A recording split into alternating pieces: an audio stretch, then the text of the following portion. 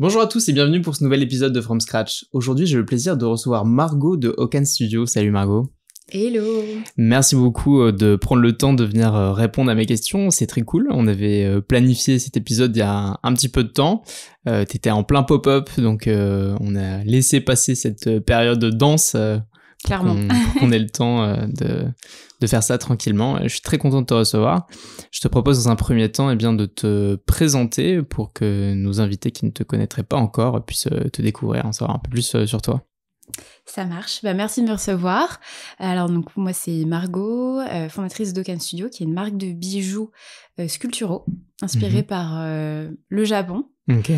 Concrètement, et l'architecture. Et moi, en quelques mots, j'ai un parcours un peu atypique parce que j'ai pas du tout de formation dans le design et dans le bijou. Donc, je suis totalement autodidacte et j'ai un parcours plutôt classique, on va dire. J'ai fait prépa, école de commerce. D'accord. Et j'ai travaillé pendant 6 ans pour L'Oréal. Ok, génial.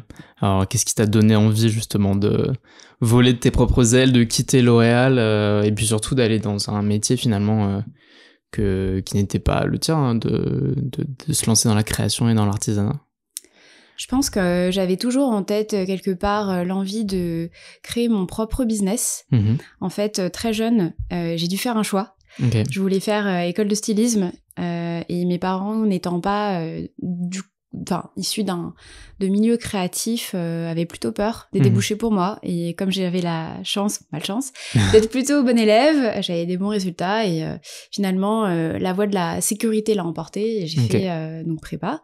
Mais j'avais toujours au fond de moi cette envie de créer quelque chose et d'entreprendre. J'avais très jeune eu l'image de Gabrielle Chanel comme étant pour moi un peu l'image de la première femme entrepreneur qui, from scratch, justement, elle est partie des chapeaux, elle a réussi à créer quelque chose d'incroyable. Donc c'est vrai que j'ai été nourrie un peu de ces récits. Et donc j'avais toujours cette idée quelque part dans ma tête, dans un coin de ma tête. Et donc j'ai commencé, après mon école, à faire des stages dans l'univers de la mode. Ok. Justement, parce que je me suis dit que je voulais créer une marque plus tard. Finalement, j'ai bifurqué dans les cosmétiques parce que j'y trouvais plus de liberté dans la proposition, en tout cas dans l'émission. J'ai plus de marge de manœuvre. Et aussi, j'ai commencé à bosser chez L'Oréal parce que j'aimais beaucoup le côté double cerveau. À la fois, on vous demandait d'être très créatif, d'avoir la tête dans les étoiles, mais en même temps d'avoir les pieds bien ancrés dans le sol, de connaître ses chiffres, de parler de poches de développement, etc., de Blue Ocean, d'être plutôt stratégique. Donc, c'est un peu ce qu'ils appellent chez L'Oréal le poète paysan. Et moi, j'avoue, je me ressentais, je me voyais beaucoup là-dedans. Donc, c'est ça qui m'a poussée à aller là. Ouais. Et je pense que finalement, chez L'Oréal, ce qu'on demande aussi beaucoup aux gens, c'est d'être intrapreneur. Donc, moi, j'ai sans cesse adoré parce que même en tant que stagiaire, j'avais des idées. On m'a toujours encouragée à les mettre en œuvre. Et même après, plus tard sur mes postes, j'ai vraiment eu l'impression qu'on faisait confiance aux gens et j'ai eu des gros budgets à gérer. Enfin, on avait vraiment cette idée de c'est ton projet, c'est toi finalement, t'es pas chef de produit, t'es vraiment CEO de ton projet. Et donc ça, c'est quelque chose qui m'a beaucoup plu. Et puis après, autour de moi, j'ai eu aussi pas des mentors, mais en fait des anciens collègues qui se sont lancés dans l'entrepreneuriat. D'accord. Et ça a été pour moi un modèle. Je pense que j'étais à ce moment-là, j'étais un peu chez L'Oréal en mode dans 2 ans chef de groupe, dans 4 ans directeur marketing, dans 7 ans DG de marque. Donc j'étais quand même sur mon petit le tracé de carrière corpo. Exactement. Ouais. Et puis en fait, j'ai ces modèles, ces amis qui se sont lancés et qui m'ont vraiment envoyé des étoiles dans les yeux. Et je me suis dit mais en fait c'est possible. Il y a une vie après L'Oréal. On va pas mourir si on n'a pas son salaire à la fin du mois. On peut s'en sortir. Et surtout, ça m'a beaucoup inspirée. D'accord. Et donc c'est à ce moment-là où j'ai commencé à avoir un projet de boîte. J'ai changé de poste, j'étais tellement terrassée par la charge de travail que j'ai totalement laissé tomber. Ah ouais, ok. Et après, j'ai eu un autre projet de boîte et pareil, à nouveau, le travail a repris le dessus. jusqu'à un voyage que j'ai fait au Japon. D'accord. Qui a été vraiment le turning point, je dirais, où là, j'ai vraiment trouvé l'inspiration comment dire, j'ai vraiment trouvé l'idée, on va dire, et je pense que c'était le bon moment aussi pour que je me lance. Les 2 projets, c'était dans les bijoux aussi ou... Non, pas du tout. J'avouerais que moi, les bijoux, ça n'a jamais été... ça n'a jamais été une grande passion. D'accord. Je suis plutôt touche à tout, j'adore la création, j'adore le beau en général. Et du coup, ma première idée, ça a été plutôt une marque de maroquinerie. D'accord. Voilà. Et la seconde idée, rien à voir, c'était une application, un réseau social autour du voyage. Ok. Voilà. Donc rien à voir. Et voilà, non, c'est marrant parce que même encore aujourd'hui, il y a des réseaux sociaux qui existent autour du voyage, notamment Mapster. Et je me suis dit à l'époque, en fait, que eux étaient déjà trop implantés et ils pourraient mettre en œuvre plus facilement mes idées. Donc c'est pour ça que j'ai un peu lâché l'affaire. Mais encore aujourd'hui, je trouve que c'est une très bonne idée. Bah ouais, c'est sûr, mais c'est pas parce qu'il y a déjà un gros sur le marché qu'il n'y a pas de place pour la concurrence. Hein, non, c'est clair. Mais non, même là, encore pas plus tard qu'hier, en fait, j'ai fait donc ce fameux voyage au Japon où j'ai eu plein de trucs et astuces. Et là, j'ai pas mal d'amis qui viennent de se marier, sont en voyage de noces. Et au Japon, il y en a plein. Et du coup, ça y est, j'ai écrit ma liste de recommandations, de conseils que je partage. Génial. Et ce que je trouve intéressant avec le voyage, effectivement, c'est de se dire, en fait, c'est une histoire de goût. On n'a pas tous les mêmes goûts, on n'a pas tous les mêmes attentes. Ouais. Et je trouve que d'avoir des recommandations à l'aveugle de personnes qu'on ne connaît pas, c'est le pire moyen d'être déçu finalement et d'avoir un décalage entre les attentes et la réalité, quoi. Donc voilà, c'est pour ça que je trouve ça intéressant, une sorte de cooptation, de curation de gens dont on apprécie les goûts. Ouais, exactement, parce que tu sais que t'aimes peu ou prou les mêmes choses et que ça va potentiellement leur plaire, c'est pour ça que tu leur recommandes. Donc, exactement. Je sais que j'ai une pote qui n'a pas forcément les mêmes goûts que moi. Clairement, si elle me recommande quelque chose, je suis pas trop sûre d'y aller. Je vais vérifier quand même que ça m'intéresse. Ça, exactement. Donc non, l'idée, j'avoue, je suis très touche à tout. Je me dis que là j'ai lancé Ocane, mais je m'interdis pas peut-être plus tard de lancer quelque chose qui n'a rien à voir. Bien sûr. Je pense que l'important, même quand on fait ce métier, c'est la curiosité et même l'envie de... Ouais, c'est ça, la curiosité, l'envie d'apprendre et de casser un petit peu toutes nos connaissances pour... c'est ça qui fait avancer, je pense. Et alors dans ce voyage au Japon, qu'est-ce qui t'a finalement marqué et conduit à Ocane Studio? Tu me disais jusque-là que les bijoux, c'était pas forcément ce vers quoi tu voulais aller exactement. Qu'est-ce qui t'a poussé à aller là-bas? Est-ce que tu as eu, suite à ce voyage-là, d'autres idées? Et en fait, c'est finalement les bijoux qui ont finalement gagné la course par rapport aux autres idées. Quel était un peu le processus en fait... Donc au Japon, on arrive avec mon copain Philippe, qui est aujourd'hui mon associé. On atterrit à Tokyo et on commence notre périple par Tokyo. Et en particulier, on avait un Airbnb à Harajuku, qui est un quartier très modeux fashion, où il y a beaucoup de créateurs. Et donc, juste à côté de notre Airbnb, il y avait en fait une bijouterie pour hommes. D'accord. Parce que mon copain porte beaucoup de bijoux. C'est un peu Karl Lagerfeld. Il en a partout sur tous les doigts. Et donc, c'est un peu parti de lui, je dirais. Première fois au Japon, pas vraiment habitué à avoir des boutiques à tous les étages, et notamment au sous-sol. Donc, j'avoue, j'étais un peu perplexe quand il m'a proposé de le suivre dans cette boutique de bijoux pour hommes qui était du coup au -1 d'un immeuble. Et en fait, c'était une boutique tout à fait normale de Japonais qui donc réalisaient ces bijoux qui étaient vraiment très travaillés, des grosses bagues bien lourdes pour hommes, voilà. Et donc je suis vraiment, j'ai suivi Philippe dans la boutique sans aucune velléité. Et en fait, je suis tombée sur une bague qui m'a beaucoup plu parce que justement, elle cassait pas mal avec la majorité des bijoux qui étaient sur place. Donc c'est une sorte de virgule de métal en fait qui barrait tous les doigts de la main, une sorte un peu de katana pour ceux qui s'y connaissent un petit peu. Et j'ai adoré finalement la force que j'ai pu ressentir en portant ce bijou qui était un peu comme une arme finalement qui barrait tous les doigts de la main. Et c'était une bague pour homme qui était immense. Franchement, j'ai même pas pensé une seconde à l'acheter parce qu'elle était vraiment très très grande pour moi. Et à l'époque aussi, je m'y connaissais pas sur le bijou. Je savais pas qu'on pouvait faire rétrécir une bague. Et donc, je n'ai pas acheté. En revanche, mon copain a acheté 2 bagues dans cette boutique. Et donc, à l'issue du périple, on est rentré en France. Et forcément, il portait ses bagues. Et moi, j'étais sans cesse rappelée au souvenir de cette bague que j'avais vraiment adorée et qui, en fait, que j'avais pas rapportée avec moi. Et donc, tout a commencé finalement un peu de ça. Et à l'époque aussi, donc, je vivais une période au boulot qui était compliquée. Et donc, j'avais commencé un suivi avec un psy. Et je pense que c'est pas à lui que je dois de m'être lancée, mais il m'avait dit à l'époque, mais en fait, ça vous coûte quoi juste de recréer cette bague. En fait, commencez par ça. Si créer une marque, ça vous fait peur, juste voilà, décomposer et créer cette bague.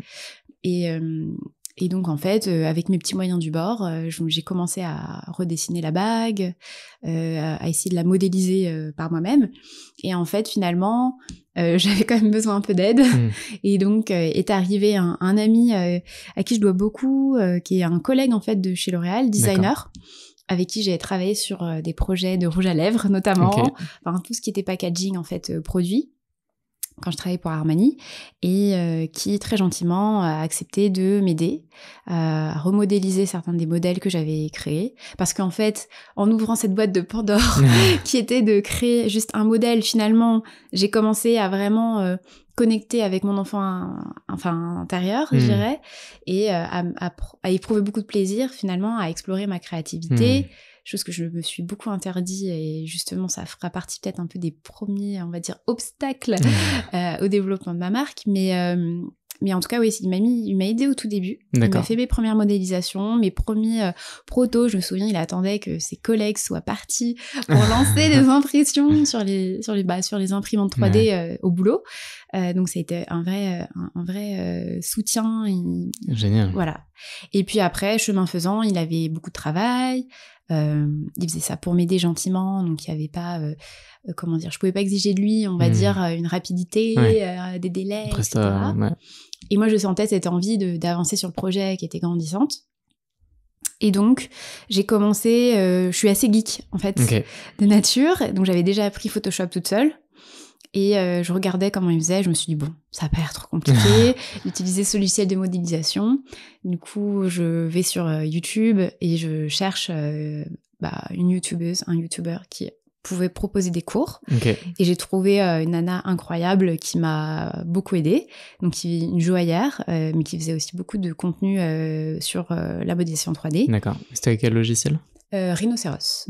Voilà, et donc en bonne élève de prépa, j'en ai fiché plein, et encore aujourd'hui ça me sert. Fiché, carrément, génial. Ah oui, non, il fallait ficher, il y avait tellement de choses à retenir, donc j'ai tout fait bien, et du coup voilà, j'ai commencé progressivement à bien maîtriser le logiciel et à pouvoir recréer finalement tous les modèles que mon ami avait pu designer pour moi toute seule. Génial. Voilà. Et ensuite est arrivé le moment où je me suis dit, bon, il faut prototyper tout ça.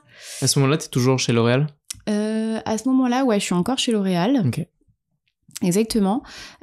Franchement, là, je suis totalement démissionnaire sur mon poste, qui d'ailleurs a été un peu vidé de sa substance suite à une nouvelle stratégie. À l'époque, j'étais du coup sur Lancôme et je faisais de la création de contenu. D'accord. Voilà.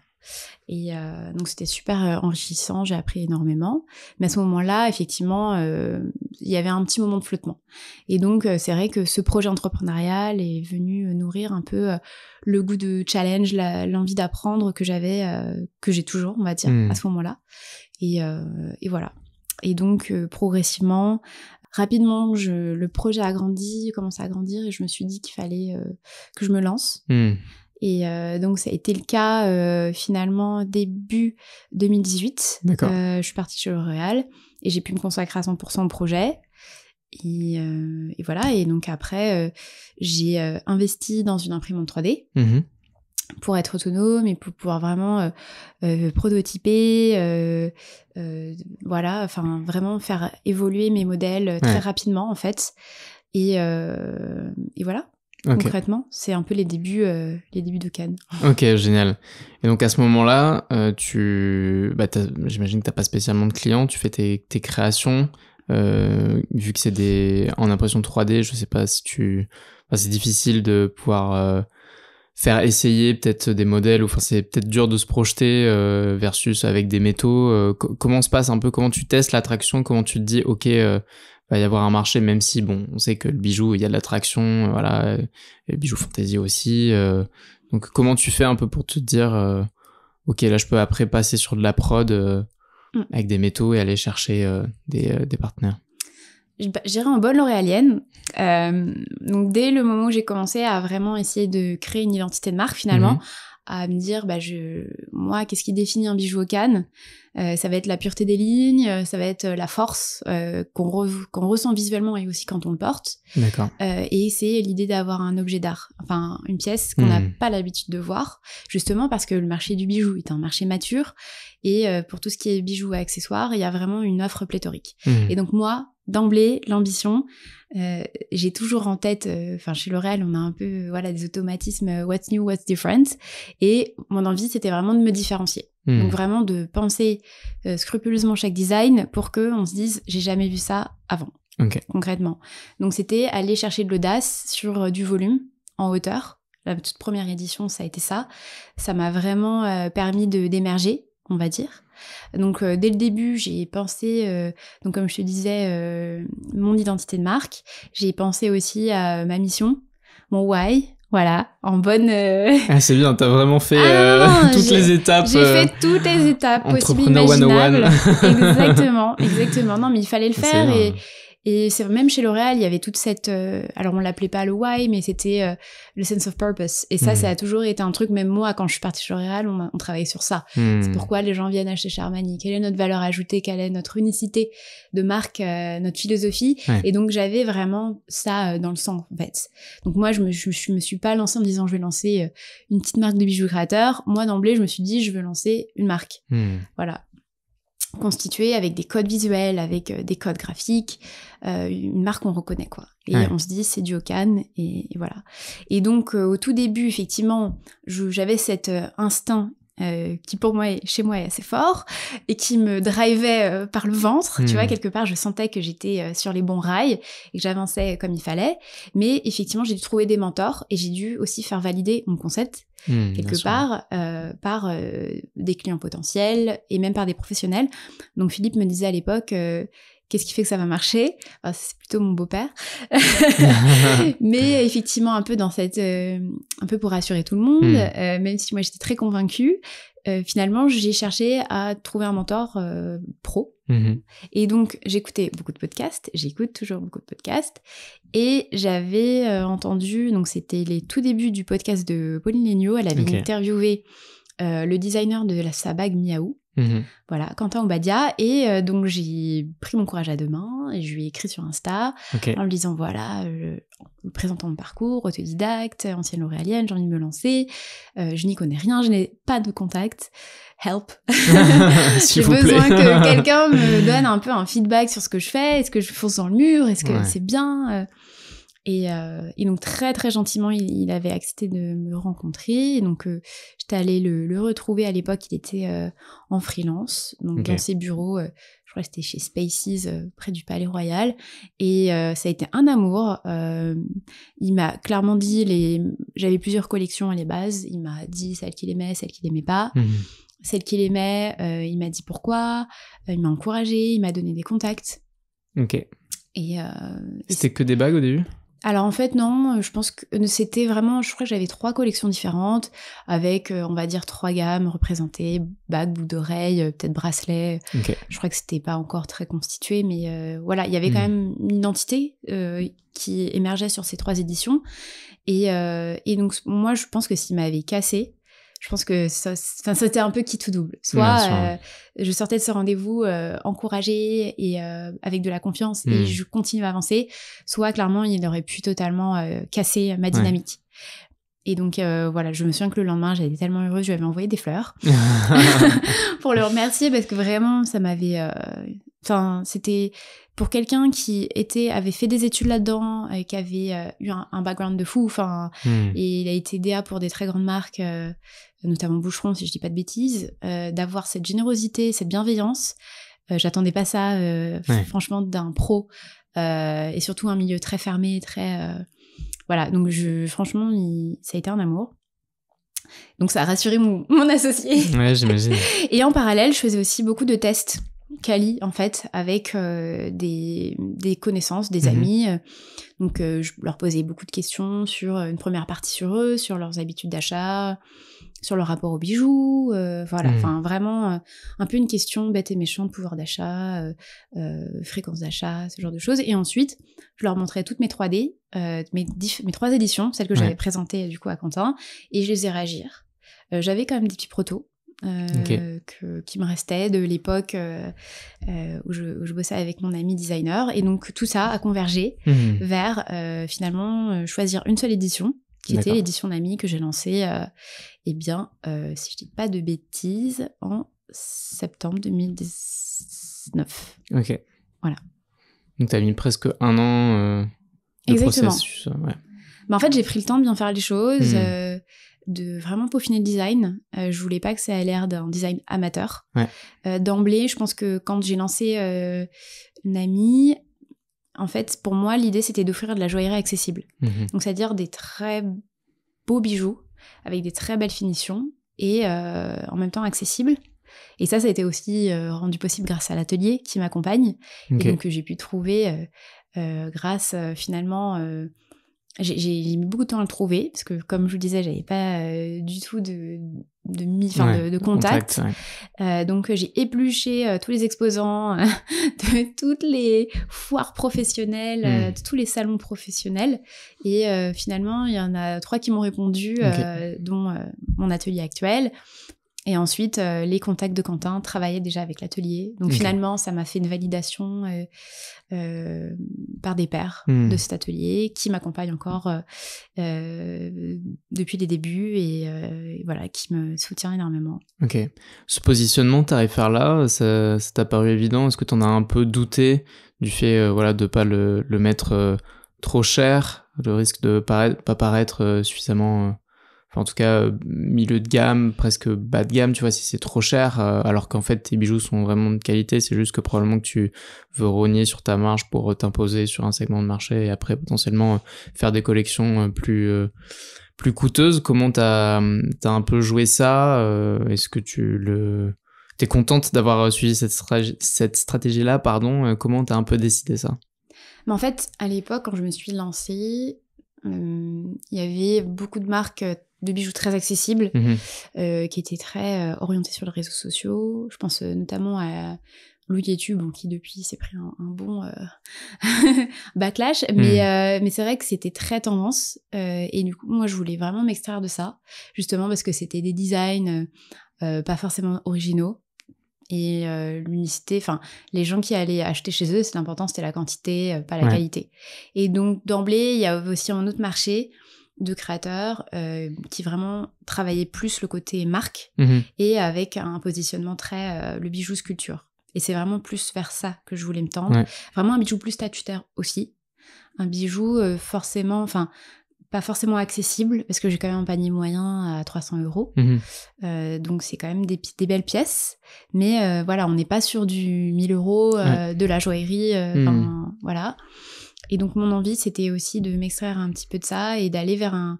C'était assez ambitieux, je pense, dès le début. Parce que dès le début, je me suis dit, mes concurrentes, j'ai envie d'être... que les gens me mettent sur le même niveau. Et donc c'est vrai que c'était assez ambitieux de ma part, parce que c'était quand même des marques déjà bien ancrées. Et mais je pense qu'il faut avoir un peu d'ambition dans la vie. Ouais, bien sûr, mais au contraire, je trouve que vu que c'était des designs suffisamment originaux, tu aurais pu faire par exemple que des éditions limitées et vraiment les pricer cher et aller chercher des clientèles niches et tu vois, une collection un peu unique. Je pourrais pas lancer une gamme plus joaillerie plus tard, mais c'est pour ça que je te posais la question de ce positionnement-là qui peut être un peu à double tranchant, quoi. Disons que moi, j'imagine plutôt des gens comme moi, en fait. On crée aussi des marques en étant un peu nos premiers clients. Et c'est vrai que j'aurais pas pu mettre, je pense, tout de suite 1 500 € dans un bijou. Donc c'est vrai que j'imaginais plus le côté quand même luxe accessible. Après, je pense que c'est un peu le problème de toutes les jeunes femmes qui entreprennent dans la mode, c'est de vouloir proposer la meilleure qualité avec un prix qui défie toute concurrence. Ouais. Mais à un moment, je pense que la qualité, elle se paye aussi et il faut éduquer son client. Donc en tout cas, moi d'emblée, voilà, ce que je voulais faire, c'était quand même un très beau bijou. Après, on reste... Enfin, à l'époque, je me suis lancée, j'ai commencé par de l'argent et du vermeil. Okay. Donc, qui sont tous les deux des métaux précieux. Mm-hmm. Progressivement, je pense que là, en ce moment, je suis en train de revenir un peu là-dessus et d'aller plutôt vers, on va dire, le meilleur des deux mondes. Donc, l'argent massif qui vieillit le mieux, se patine le mieux dans le temps, et le laiton plaqueur aussi, qui finalement est plus accessible que le vermeil et qui aussi se patine mieux dans le temps. Voilà, donc on n'est pas exactement sur les mêmes gammes. Ouais. Mais l'important pour moi, c'est le prix et la durabilité du bijou. Ok. Alors au début, comment tu fais pour lancer tes premières productions? Parce que j'imagine que tes fournisseurs et puis même ceux qui réalisent après les bijoux te demandaient des quantités minimum. Comment t'as fait un peu pour lancer ton produit? Est-ce que t'as fait d'abord, quand t'as lancé la marque, des précommandes, ou toi t'as avancé les fonds? Comment tu t'es débrouillé pour faire le lancement? Alors en fait, mon atelier était très très très gentil. Ok. C'est-à-dire que j'avais pas vraiment de minimum de quantité au début. Ah, génial. Après, je voulais aussi les rassurer. Et donc, j'avoue, en fait, à l'époque, l'idée de... Par exemple, on avait des plateformes de lancement, de financement participatif. Ouais. Mais sauf que moi, c'est vrai que j'étais en mode... Non, en fait, mon positionnement est plus luxe. Je ne peux pas aller sur ce genre de plateforme. Et mon problème aussi à l'époque, c'est que j'avais pas une communauté. J'avais pas encore constitué de communauté. Et donc, c'était... Voilà, en fait, j'étais obligée... Enfin, obligée. Je me sentais obligée à l'époque de finalement avoir quand même un petit stock. Et le point culminant pour moi, c'était de faire de l'eventing. En fait, j'ai lancé la marque en faisant... c'était un petit proportionné avec du recul, je me dis aujourd'hui, mais j'avais loué un espace qui faisait, je sais pas, 70 mètres carrés, ameubler avec une seule édition de 10 pièces. Enfin, c'était assez ambitieux. Voilà. Mais non, ça a été un moment génial où j'ai pu vraiment faire une soirée, une cocktail party pour présenter toute la marque. Et j'ai eu pas mal de ventes à ce moment-là. Mais effectivement, je me suis lancée déjà en investissant dans un stock. Aussi pour rassurer mon atelier. Mais progressivement, sur les lancements suivants, là au contraire, j'ai vraiment plus joué le côté précommande, parce que aussi j'avais les clients qui étaient là pour financer cette précommande. Ouais. Alors justement, comment tu as fait pour faire venir tes premiers clients? Est-ce que c'était par du bouche à oreille, par le réseau un peu L'Oréal que tu avais déjà, ou par tes amis, ou comment ça s'est passé? Exactement ça. En fait, je dirais ma toute première cliente, c'était une sœur d'un ami de Philippe. Et d'ailleurs, j'étais assez hallucinée que ce soit elle qui soit la première parce qu'on n'était pas si proches que ça. Et après, je dirais ma toute première cliente au pop-up, c'est une femme, d'ailleurs, hasard incroyable, qui travaille chez L'Oréal à la prospective et qui est du coup un peu le service qui fait un peu rêver tout le monde parce qu'ils voyagent énormément et c'est eux qui doivent dénicher les nouvelles tendances de consommation. Et elle a craqué sur une paire de boucles d'oreilles. Et voilà, donc j'ai un peu ces deux clientes en top of mind qui ont été les toutes premières clientes. Et ensuite, non, disons que c'était effectivement des amis d'amis, donc premier, deuxième cercle. Et troisième cercle, j'avoue, je sais plus exactement comment ça s'est fait, mais je pense que j'avais dû aussi commencer la publicité en ligne. Et c'est ça qui m'a aussi aidé à me faire connaître. Sans compter, oui, aussi, je faisais aussi un peu d'influence au début. Comme à la base, je venais d'un métier qui n'était pas du tout opérationnel, j'étais vraiment plus dans la stratégie, etc. J'ai dû vraiment tout apprendre au fur et à mesure. Donc, du coup, je me suis fait accompagner par une consultante en relations presse qui m'a aidée au tout début aussi à faire venir du monde, à faire de cet événement un moment où les gens aient envie de venir. Donc on avait organisé des ateliers confiance en soi où on avait une photographe qui était là et qui faisait le portrait de clientes sur place. On a eu donc ce fameux cocktail, cette fameuse soirée. Donc non, franchement, on a essayé de faire de ce moment-là un tremplin, on va dire, pour la marque. Et voilà, après j'ai testé 1000 choses, mais effectivement l'influence, la pub en ligne et aussi d'aller chercher la presse. Moi-même, au tout début, ça a été ça qui m'a aidé à me faire connaître. Alors tout à l'heure, tu me parlais de difficultés, notamment au regard de ta créativité. Ouais. Alors, je voudrais qu'on évoque un peu ça, tes premières barrières, tes premiers bâtons dans les roues, si je puis dire. Ouais. Quelles ont été tes problématiques premières et comment tu as fait pour les surmonter? Je dirais que ma toute première barrière, et effectivement, je suggérais, c'était barrière mentale. En fait, et je déteste dire ça, mais c'est vrai que j'ai quand même ce profil bon élève. Et c'est vrai que ne pas être validée, ne pas avoir fait les études pour, je me sentais pas du tout légitime. Le petit syndrome de l'imposteur. Ah oui, non, mais totalement. Je me disais, mais pourquoi moi? Et en fait, c'est vrai qu'aussi d'avoir Quentin qui m'avait beaucoup rassurée là-dessus, je pense que ça m'a débloqué pas mal de choses, de me dire en fait, finalement, j'ai une sensibilité que j'ai pu affûter quand même quelque part en travaillant chez Armani, qui est une très belle marque. Et j'avais aussi ma propre esthétique, et finalement une école, ça va plutôt vous façonner, vous polir, mais plutôt peut-être vous enfermer peut-être dans un cadre. Et donc je pense qu'aujourd'hui, un peu la force de Cannes aussi, c'est que je vais vers des créations qui honnêtement sont complexes à réaliser. À chaque fois, j'arrive avec mes nouveaux designs à l'atelier, je suis en mode, regardez, j'ai simplifié un petit peu et tout. Ils me regardent, mais Margot, mais pas du tout, c'est super complexe à faire.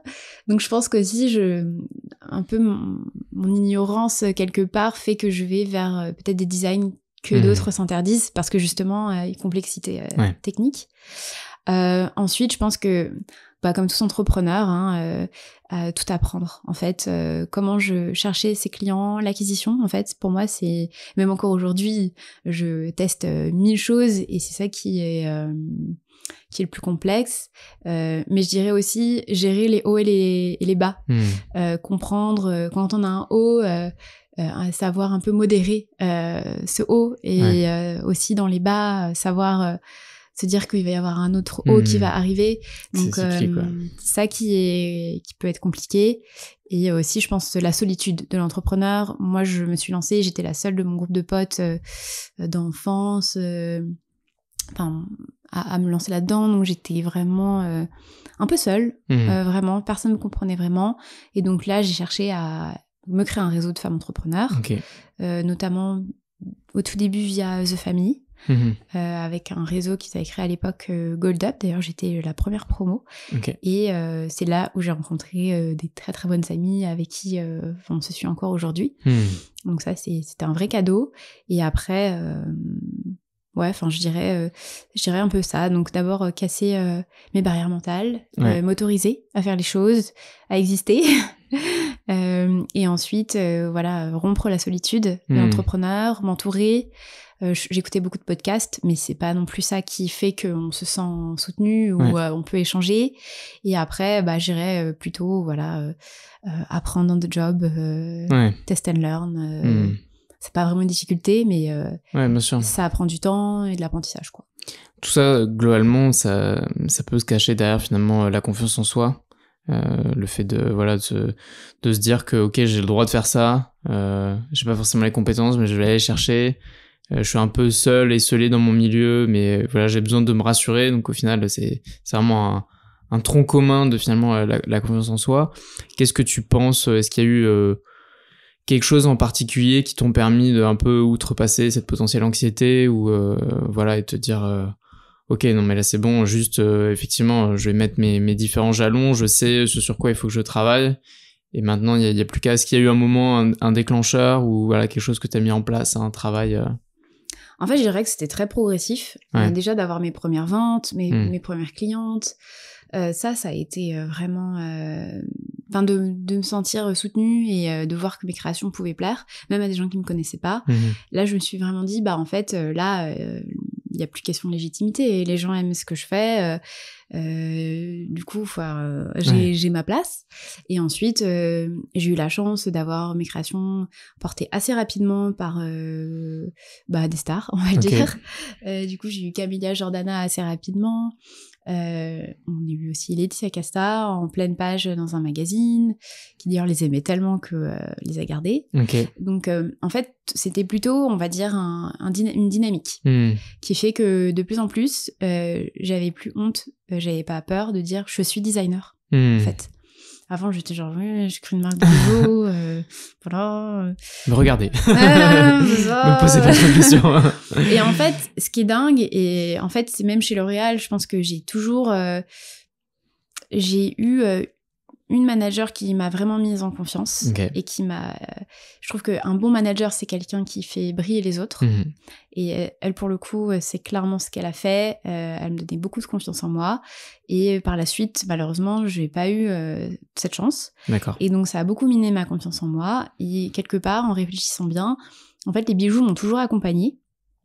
Quand j'allais en réunion et qu'il fallait présenter un projet devant la DG, etc., enfin... C'était des moments de stress, des moments où je savais que voilà, on pouvait me piéger, me poser des questions sur... fallait que je connaisse mes chiffres, etc. Et finalement, j'avais toujours pas mal de bijoux, des plastrons, des manchettes. Enfin, pour moi, ça a été toujours une sorte d'armure quelque part, un rempart. Et même dans un milieu où on encourageait les gens à être le plus original possible, plus tu sortais du lot, plus t'avais quelque chose à dire, concrètement.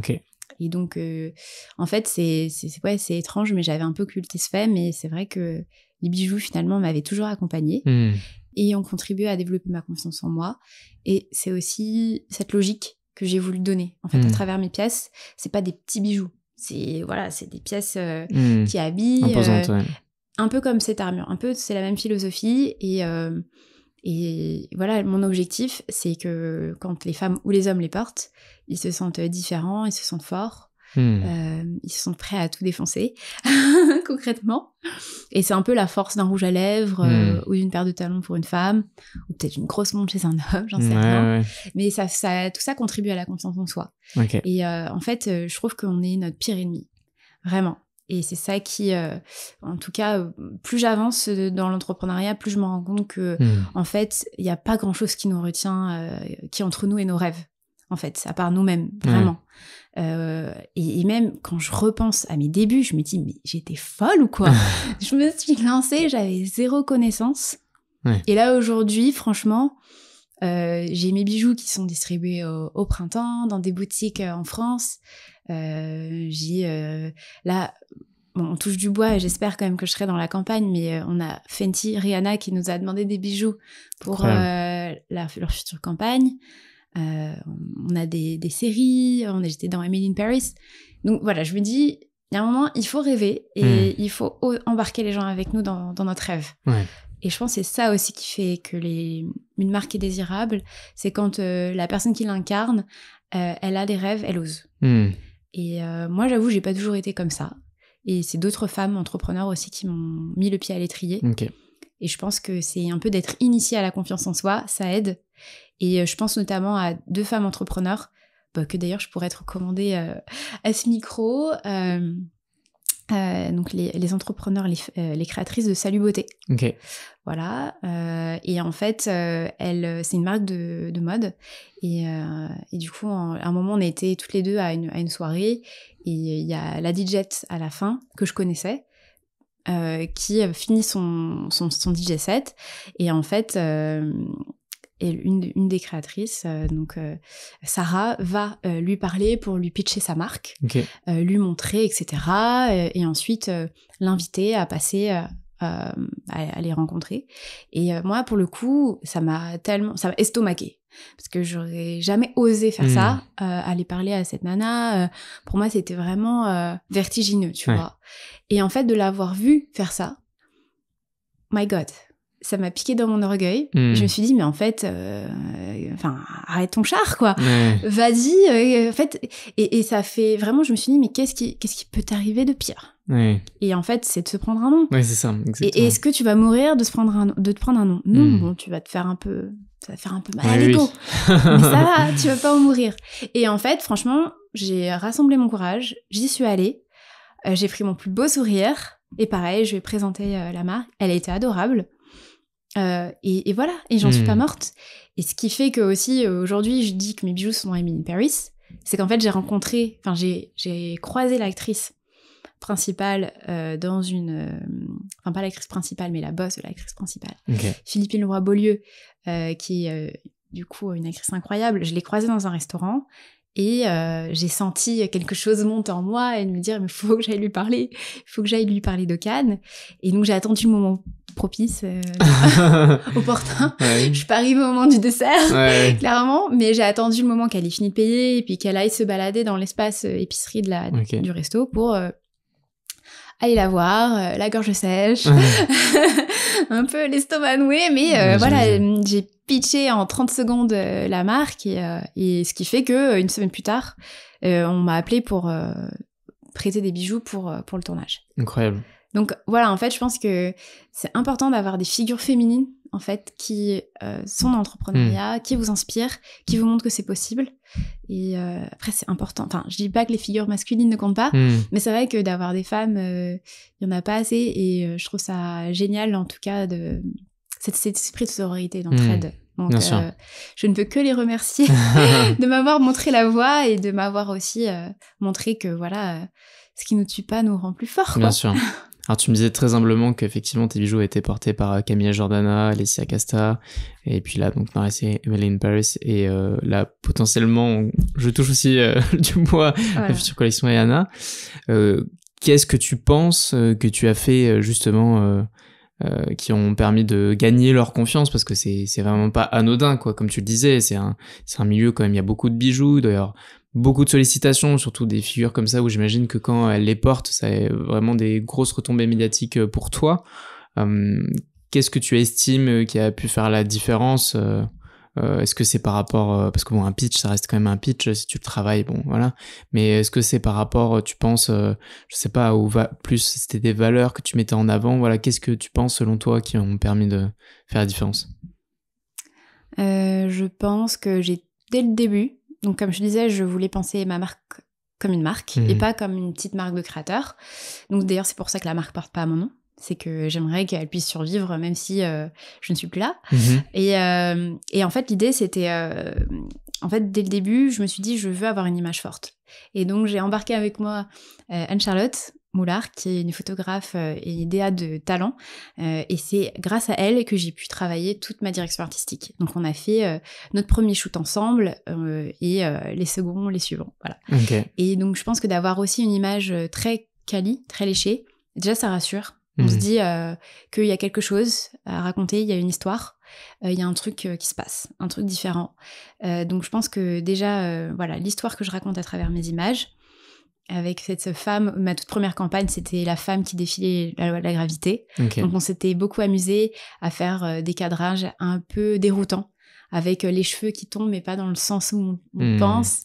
Par exemple, on s'est amusé à vraiment tourner les images. Donc, il y avait un truc...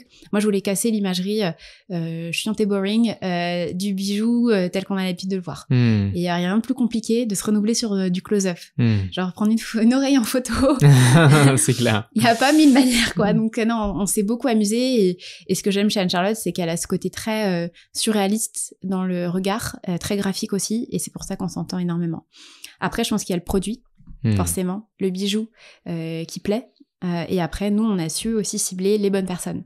Ouais. C'est-à-dire pour avoir Alessia Casta, bien sûr que je peux aller parler à Alessia Casta d'emblée parce que elle est sur-sollicitée et mon message serait passé à travers les mailles du filet.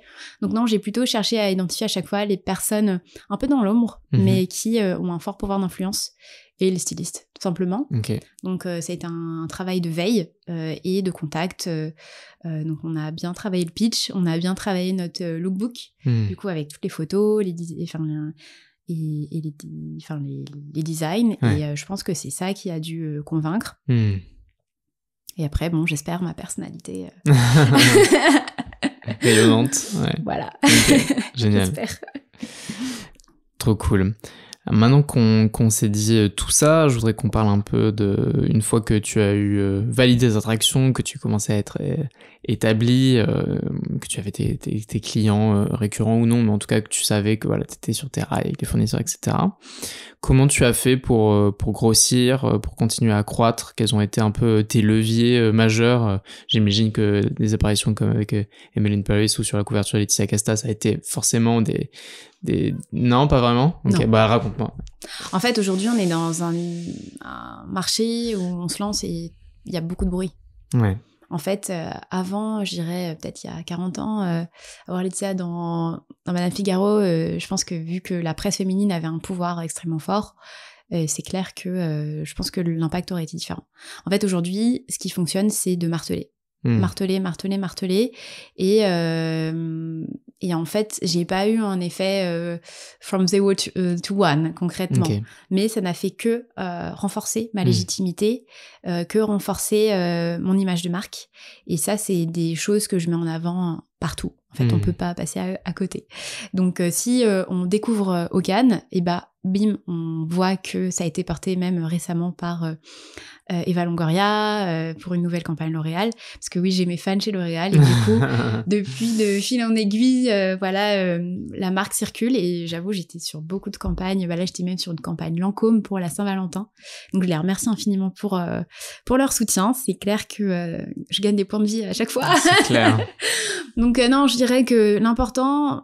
En fait, avec beaucoup de recul, c'est que je suis extrêmement reconnaissante et tellement fière de voir ces femmes inspirantes. Enfin, quand je regardais Desperate Housewives, jamais un jour j'aurais pu imaginer que Eva Longoria aurait pu porter une de mes créations. Mais je pense que vraiment, aujourd'hui, ce qui fait la différence, c'est le contenu sur les réseaux. Et d'ailleurs, moi, c'est vraiment mon objectif, c'est d'arriver à non seulement me montrer davantage, incarner davantage la marque, raconter plus les backstage, être plus forte de propositions sur les vidéos. C'est vrai que quand on est aujourd'hui sur Hogan, on est 3. Concrètement, mon bras droit, stagiaire et mon freelance sur l'acquisition. Mais il est clair qu'à 3, on est quand même un petit peu limité. On peut pas tout faire, concrètement. Donc en fait, je dirais que ce qui fonctionne, je pense, le plus, c'est surtout l'humain et c'est prendre soin des gens. Donc c'est vraiment le CRM, le relationnel, la réactivité, la disponibilité et la gentillesse. Savoir être flexible. Moi, je suis toujours arrangeante. Voilà. Et donc, je pense que c'est vraiment ça qui fait aussi la différence aujourd'hui. C'est d'avoir une belle image de marque, la soigner, la développer avec encore plus d'authenticité, ce qu'on demande aujourd'hui les réseaux sociaux. Mais c'est aussi avoir un CRM de folie, être là pour les gens, répondre... voilà. Et aujourd'hui, c'est vrai que j'ai une excellente note sur Trustpilot. Okay. J'ai aujourd'hui pas loin de 130 avis, 5 étoiles. Ok, génial. Donc, t'as eu des cas un peu déroutants de SAV Bien sûr. Ouais. Bien sûr. Ça a été... C'est jamais... Au début, c'est jamais des moments de plaisir. Au tout début de la marque, je me sentais visée personnellement. Et c'était dur. Et je pense que progressivement, ce que j'ai réussi à faire, c'est vraiment faire un pas de côté. C'était de la critique sur les designs Pas de la critique sur les designs, mais c'est plutôt, ça fait toujours mal quand un client vous dit j'ai un problème sur un bijou, c'est jamais agréable parce que nous, on voudrait que tout se passe dans le meilleur des mondes. Mais dans ces cas-là, ce que je fais, et d'ailleurs, j'ai une super anecdote, c'est comment transformer un pain point en un moment de plaisir. Okay. Et comment retourner totalement la vie du client qui est dégradé, on va dire, en finalement le rendre encore mieux. Et donc pour ça, j'ai une super anecdote. En fait, mon copain Philippe déteste le shopping, malgré ce qu'on pourrait croire. Et c'était, je sais pas, au tout début de Cézanne, la première boutique rue Saint-Sauveur, je crois, venait d'ouvrir. Et donc c'était les fêtes de Noël et je voulais absolument faire du shopping là-bas. Et je me souviens, on arrive près de la boutique, que de monstres, il faisait froid. On était, je crois, début décembre, et donc Philippe me dit, franchement, on attend 5 minutes, pas plus. Et donc j'étais prête mentalement à commencer à faire la queue et à repartir. Et là où j'ai trouvé ça vraiment très très malin de leur part, c'est en fait, ils sont arrivés, ils ont accueilli les gens dans la queue en leur proposant des financiers, un thé, un café, et surtout dehors on avait donc cette chanteuse de chant de Noël accompagnée par un guitariste. Okay. Et franchement, Philippe a fait la queue pendant 25 minutes. Franchement, on n'a pas vu le temps passer. Ouais. J'étais limite déçue de rentrer dans la boutique. Tellement on était bien dehors. Passez devant moi. Non, mais c'est vrai. Et limite, c'est genre, mais il y a pas de champ à l'intérieur. C'est quand même dommage. Et donc voilà, j'ai trouvé ça génial de voir que finalement, tout moment un peu désagréable peut finalement être transformé, et l'important c'est le jeu. L'important c'est de jamais perdre le sourire, c'est aussi de se mettre dans la peau de sa cliente pour voilà, trouver une solution. Donc toi tu fais comment justement en fait je dirais que là récemment voilà, des fois ça arrive d'avoir des petits cailloux voilà, dans la chaussure, mais comme la marque grandit énormément en ce moment, il peut arriver que voilà, un petit dossier qui passe, surtout que j'ai toujours pas mis en place d'outils donc vraiment tout est fait à part de mails, etc., et de mon petit cerveau qui doit se souvenir. Bonne charge mentale. Ouais, non, c'est pas évident, et heureusement que mon bras droit m'aide énormément. Manon, elle m'aide énormément là-dessus, et en fait voilà, il y a une cliente qui a passé une commande pour une bague sur mesure, et il y a une petite erreur qui a été commise. On lui a envoyé le prototype, on a validé la commande, ce qui fait que pour moi elle a été traitée, et j'ai pas commandé la bague. Et donc la cliente revient vers moi 2 mois plus tard en me disant bon, où est ma bague? Et là je refais je me dis oh mon dieu. Ouais. Et donc là, franchement, je me confonds en excuses, j'explique la situation, I'm human after all, et bien sûr, je lui ai offert un cadeau pour m'excuser, donc je lui ai offert un chèque cadeau, et sa réponse a été extrêmement bienveillante. Je pense que j'ai eu le même cas de figure avec, en fait, mon problème, c'est d'à vouloir trop bien faire. J'ai l'impression que les gens pensent qu'on est 50 chez Ocane. Parce qu'on a une image très léchée, parce que justement, rien n'est laissé au hasard. Quand j'envoie les colis, le nœud est parfaitement fait, il n'y a rien qui dépasse, il y a un petit mot écrit personnalisé, enfin, on met beaucoup de cœur dans tout ce qu'on fait, et donc on peut penser qu'effectivement on est une armada derrière Ocane. Et non, on n'est pas une armada. Et donc je me souviens d'une cliente qui m'avait acheté une paire de boucles d'oreilles du coup au printemps, et qui avait voulu la faire replaquer, et il y avait eu un petit délai forcément pour replaquer son bijou, et elle m'avait appelée vraiment très énervée, et en fait je lui avais expliqué qu'en fait chez Ocane on était 3 quoi, et qu'on faisait du meilleur qu'on pouvait, et qu'on était sincèrement désolés, mais qu'on allait trouver une solution, et voilà. Elle s'est calmée direct en fait. Je pense que l'important c'est aussi de parler avec cœur, de dire les choses, et être aussi dans l'empathie, voilà. Donc en tout cas, moi je pense toujours à une formation que j'ai eue chez L'Oréal sur justement la confrontation. C'est à chaque fois prendre ça comme un jeu. Ouais. Et comme une Margaret Thatcher qui se fait attaquer en fait dans le House of Commons, elle prenait toutes les piques et elle rebondissait dessus avec une dextérité incroyable. Et du coup, à chaque fois, quand tu me donnes quelque chose, je vais rebondir, et je vais faire en sorte que tu passes la meilleure expérience possible. Ouais. Donc voilà. Et puis la clé, tu l'évoquais, c'est de pas le prendre personnellement, quoi, de se dire que c'est pas forcément toi, c'est pas que t'as fait un mauvais travail, c'est pas que ce que tu fais c'est mal, c'est juste que voilà, à l'instant T, elle a eu sa perception, elle a pas tous les tenants les aboutissants, elle a que une partie de l'iceberg visible, et puis non, mais ça peut arriver, et puis d'arriver, voilà, il faut humaniser les choses, et de se dire voilà, c'est pas un SAV. Là, en fait, vous parlez à la créatrice de la marque, et je fais tout ce que je peux pour vous rendre la plus heureuse possible. Et voilà. Donc, mais les gens sont globalement très compréhensifs, et j'ai rarement eu de problèmes avec des personnes qui n'étaient pas compréhensives. Voilà. Et si jamais c'est le cas, je n'ai pas forcément envie de les avoir comme clientes. Du coup, j'essaye de couper court. Okay. Voilà. Mais ça arrive très rarement. Je comprends. Alors, tu me disais qu'en ce moment, la marque est en pleine croissance. Mais de l'autre côté, tu me dis que tu fais encore beaucoup de choses manuellement qui sont difficiles pour passer à l'échelle, notamment faire des mots manuscrits, etc. Quelles sont un peu tes stratégies, tes objectifs futurs? Comment tu comptes les mettre en place? Comment tu comptes faire évoluer le business pour pouvoir aller gagner un peu plus de parts de marché, et tout en justement en essayant de conserver cette qualité de prestation? Disons que aujourd'hui, donc la marque se développe vraiment très bien, notamment par l'acquisition en ligne et le bouche à oreille. Voilà. Il y a un effet, là, en ce moment, extrêmement vertueux, avec des boutiques, des stylistes qui viennent vers moi, ou même des clients, des personnes que je connais pas. Toujours autour, ça continue. Donc, on est sur une extrêmement bonne dynamique. Et effectivement, il y a un moment où on commence à dire que là, on plafonne. Et il y a un moment où je peux pas me démultiplier. Donc là, on est en train vraiment de réfléchir à des solutions différentes, et notamment pourquoi pas faire entrer quelqu'un au capital, soit pour m'aider en tant que bras droit, soit en tant qu'investisseur.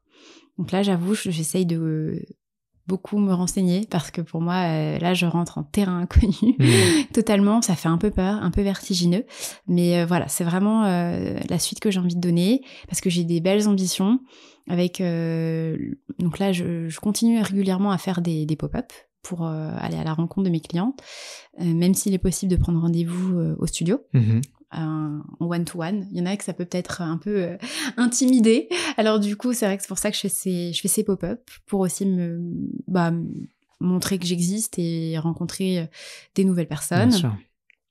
Et donc l'ambition, ce serait d'avoir aussi une vraie boutique. Okay. Une vraie boutique, un endroit où je puisse travailler et avoir voilà une boutique. C'est vrai que mon rêve, ça serait un peu le modèle de Léo et Violette, qui ont une boutique magnifique, ultra design, rue Sainte-Anne, où en fait, ce que j'aime beaucoup, c'est qu'ils ont la partie boutique à l'avant et derrière des parois vitrées où on voit les gens qui travaillent derrière. Et je trouve ça génial, un peu cet atelier du Père Noël. Ouais, complètement. J'adore ça. Et moi, en fait, comme je reçois au studio, qui est aussi, entre parenthèses, mon appartement. voilà. Je connais ça. Exactement, mais bon, qui est assez atypique, donc c'est comme un très beau loft avec verrière, donc c'est vrai que y a peu de personnes qui se disent « Ah, mais c'est chez toi ». Donc voilà, je laisse planer le doute, mais j'adore prendre le temps de discuter avec mes clientes pour vraiment comprendre qui elles sont, pourquoi elles achètent les bijoux. Enfin, pour moi, à chaque fois, c'est des moments d'échange forts qui m'aident aussi à bien comprendre ma cliente et ses aspirations. Et donc voilà, c'est pour ça que j'aimerais bien avoir ce genre de boutique atelier, pour vraiment rester au cœur. Et pourquoi pas me dédier toujours un jour à la vente. Enfin, je trouve que c'est important de garder un pied avec la réalité. Alors, les petits messages manuscrits aujourd'hui, c'est plus moi qui les ai écrits intégralement. J'en fais encore quelques-uns, mais c'est surtout Manon qui gère ça très très bien. Et c'est vrai qu'à moyen terme, j'aimerais bien recruter aussi davantage. Donc, il y a plein de choses, de rêves que j'aimerais réaliser. Et donc, pour ça, il faut un peu plus de monde. Ouais. Et surtout, aussi, un point que j'ai pas souligné suffisamment, c'est que moi, je pense le temps long. C'est-à-dire que je veux une marque qui s'inscrive dans la durée. Je veux des designs qui soient pas juste des... qui me répondent à une tendance TikTok. L'idée, c'est vraiment de créer une patte, une signature qui soit facilement identifiable et des lignes pures qui restent intemporelles, concrètement. Après, bien sûr, tout ne va pas forcément rester dans la durée. Même là, progressivement, j'essaye un petit peu de cliner, de rapporter des nouveautés. Et surtout, je veux que ça soit mûrement réfléchi, et pour ça demande du temps long. Et surtout, ça demande aussi de s'extraire du brouhaha, de s'extraire de l'opérationnel et de trouver du temps pour soi. Et ça, c'est vrai que c'est plus difficile quand on porte la marque à bout de bras, c'est d'arriver à trouver le temps pour soi. Bien sûr. Et donc là, pour ma toute dernière édition, je suis partie quasiment 2 semaines au vert, avec mon imprimante 3D, quasiment seule. En fait, j'étais chez ma belle-mère, qui m'a gentiment accueillie pendant 2 semaines. Et franchement, c'était un moment magique où j'ai pu vraiment débloquer justement la peur de la page blanche, qui est en fait juste un effet de peur lié à un manque de temps, en fait. Si on peut pas se dédier à 100% à ce qu'on fait, c'est clair qu'on n'est pas productif. Donc là, que d'être focus 100% sur la création, ça m'a aussi aidé à vraiment tout débloquer et être super productive là-dessus. Donc voilà, disons que l'idée, ça serait, moi, à moyen terme, que je puisse vraiment me concentrer sur ma valeur ajoutée, à savoir l'incarnation de la marque et aussi la création, même si, clairement, j'aimerais aussi m'épauler là-dessus. Ok.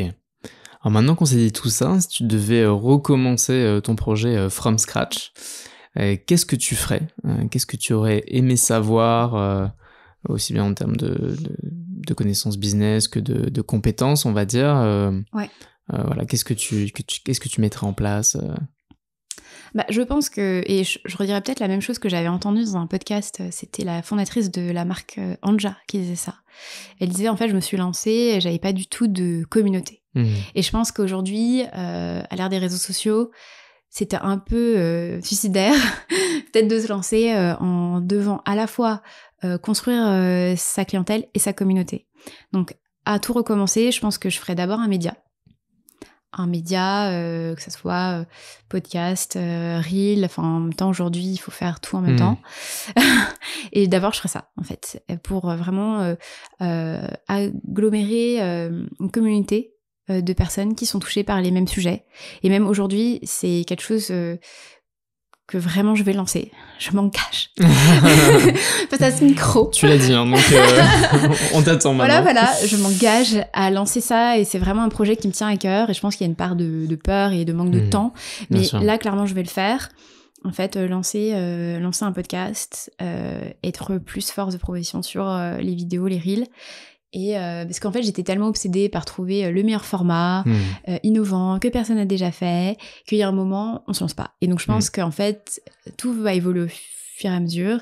Faut juste commencer à se lancer et je ferai évoluer au fur et à mesure du temps. Ça prend du temps. Tout à fait. Exactement. Donc non, concrètement voilà. Ok. Génial. Écoute, c'est vrai que la communauté, c'est ce qui revient souvent, hein, ce qui est pas facile à mettre en place. Ça prend du temps, faut réussir à se démarquer et surtout à fidéliser et intéresser. C'est sûr qu'une fois que t'as ça, c'est beaucoup plus facile pour lancer un business, Mais c'est vrai qu'en plus, j'ai tellement d'idées. Il y a par moments, je me questionne beaucoup sur... En fait, moi, j'ai plein de passions. Et il y a un entrepreneur, justement, que d'ailleurs, j'aimerais beaucoup entendre à ton micro, qui s'appelle Guillaume Sanchez, qui est restaurateur de talent et qui a d'ailleurs j'ai découvert à la base était pâtissier quand même et qui a plein de bagous et qui en fait cultive plein de passions annexes et ça le rend totalement unique par rapport aux autres chefs de sa catégorie, je trouve. Même sur TikTok, il fait des vidéos délirantes où il va cuisiner des ramen dans la bouilloire de son restaurant à Tokyo, en abîmant totalement au passage la bouilloire, mais voilà, il s'interdit rien et il fait des choses folles et j'adore sa tonalité et je me dis, en fait, moi, et encore aujourd'hui, je pense que j'y suis pas encore arrivée, mais je me découvre de plus en plus. C'est de vraiment, justement, et je pense la confiance en moi, la confiance en soi est vraiment au cœur de la marque et je l'ai pas faite pour devenir moi-même, mais quelque part j'y arrive, c'est-à-dire que je m'assume de plus en plus sur plein d'aspects et j'ai envie de connecter toutes ces passions avec le bijou. Et why not, tu vois, connecter le bijou au voyage, connecter le bijou je sais pas, à la gastronomie, j'en sais rien, enfin il y a tellement de sujets que j'aime que je pourrais connecter de manière vraiment inattendue et c'est vraiment ça qui m'anime aujourd'hui, c'est d'arriver à engager sur des contenus où on n'attend pas forcément une marque de bijoux. Faut trouver le fil rouge, mais exactement. Génial. Est-ce qu'il y a un échec que tu as connu, qui t'a vraiment marqué et sur lequel tu as su capitaliser et qui un peu nourrit, on va dire, tes réflexions, alors c'est peut-être un peu fort, peut-être pas tes réflexions au quotidien, mais voilà, sur lequel tu as su véritablement tirer profit et que tu souhaiterais retransmettre? C'est une bonne question. Je pense qu'en entreprenant, j'ai forcément pris plein de mauvaises décisions. Après, je dirais que j'ai pas commis l'échec fatal qui fait que tout doit s'arrêter. Mais je pense que, en fait, quand j'ai voulu commencer, justement, j'avais un peu cette peur de dire j'ai pas beaucoup de choses, il faut que ça ait l'air un peu... voilà, quand je lance ma marque, il faut qu'il y ait du choix. Et c'est vrai que mon premier instinct, c'est de me dire, j'ai envie que les gens puissent personnaliser leurs bijoux, je vais leur proposer plein de variantes et à eux de choisir. Et en fait, finalement, d'avoir un peu toutes ces variantes, ça a surtout perdu mon client. Et je me rends compte que les clients ont vraiment besoin qu'on les guide, qu'on leur propose des choses sur un plateau. Et ils n'iront pas forcément, finalement, oser. Il y en aura quelques-uns, mais pas beaucoup.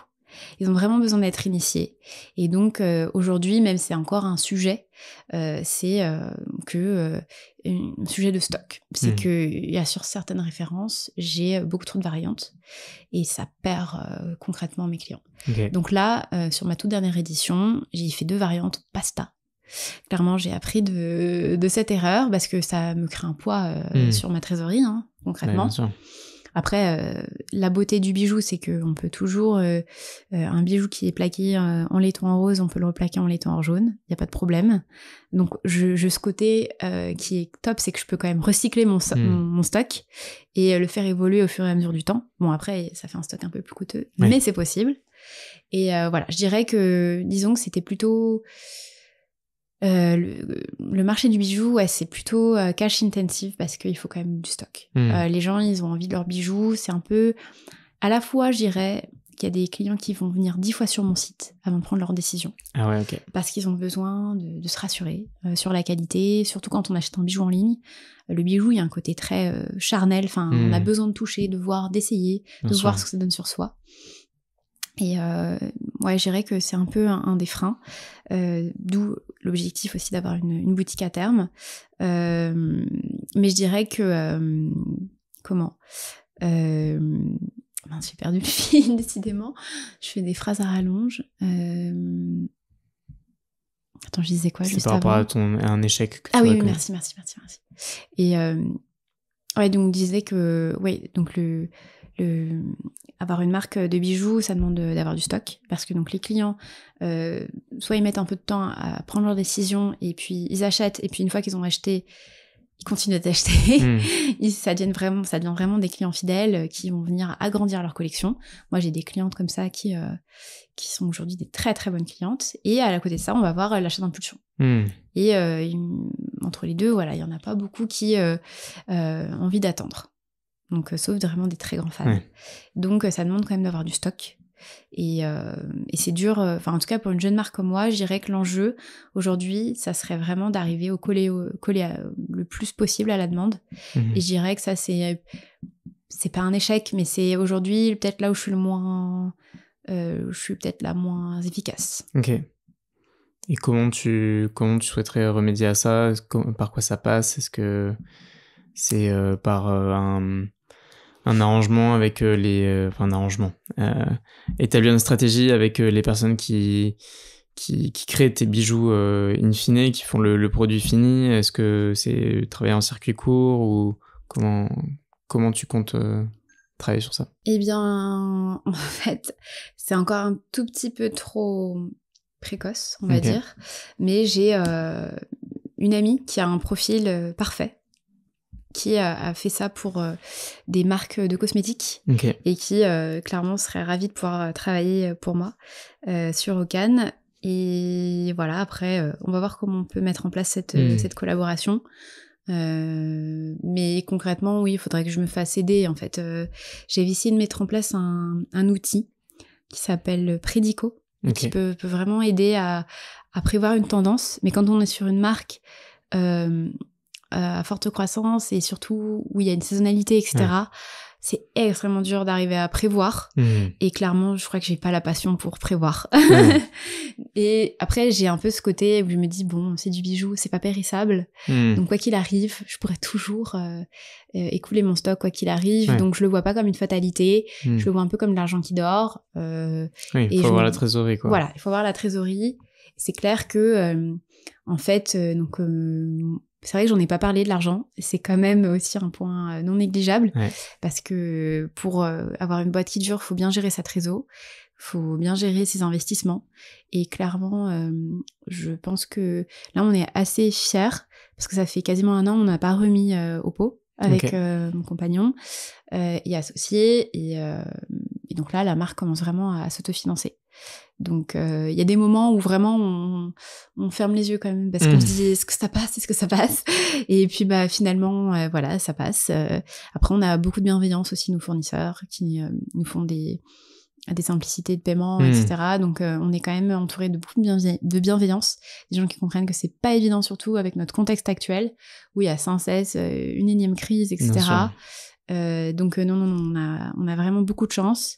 Et après, on fait aussi attention, même si on a pris des paris récemment. Et en fait, ce qui est très compliqué aujourd'hui, c'est l'écosystème des pubs, l'algorithme qui change énormément et qui en fait fait tout pour jeter dehors les petits acteurs, les petites marques comme la mienne, qui n'ont pas forcément un budget.